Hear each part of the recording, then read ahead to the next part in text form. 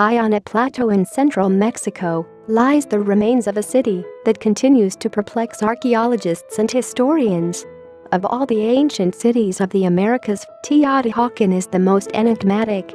Nobody knows what race of people built it, what they used it for, or why it was abandoned. Indeed, the remains are awe-inspiring, but it is believed that 90% of the city is still buried under the arid Mexican soil. And yet, this great city of culture held 200,000 inhabitants at its peak. So what happened at Teotihaucán?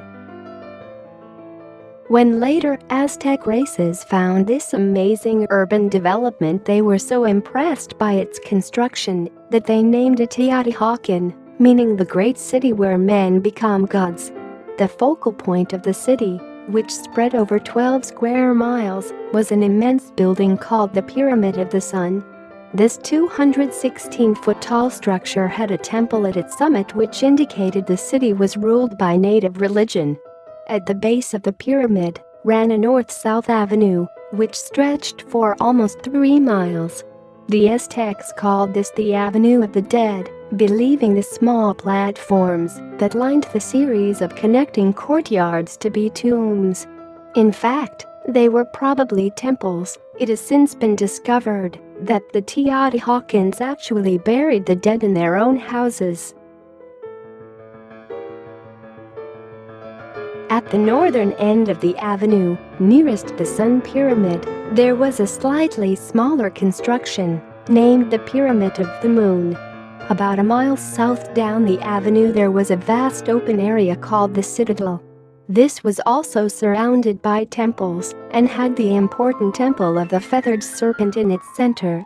Intersecting the Avenue of the Dead at its halfway point was another avenue. The city was therefore based on a grid system of 4 quarters.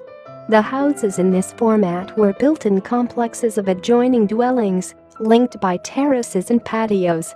The building of the city began around 200 BC, with the major structures, like the pyramids, being erected from the 1st century AD. By the beginning of the 5th century AD, the city covered its maximum surface area and housed around 100,000 people. Within 2 centuries this number had doubled. But who were the inhabitants? Archaeologists and historians really do not know for certain.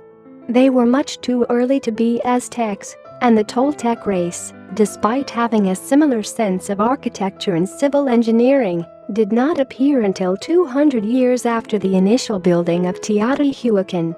There is a possibility that the Olmecs, a race of great builders and craftsmen who had flourished between the 15th century BC and 1st century AD, may have been their ancestors.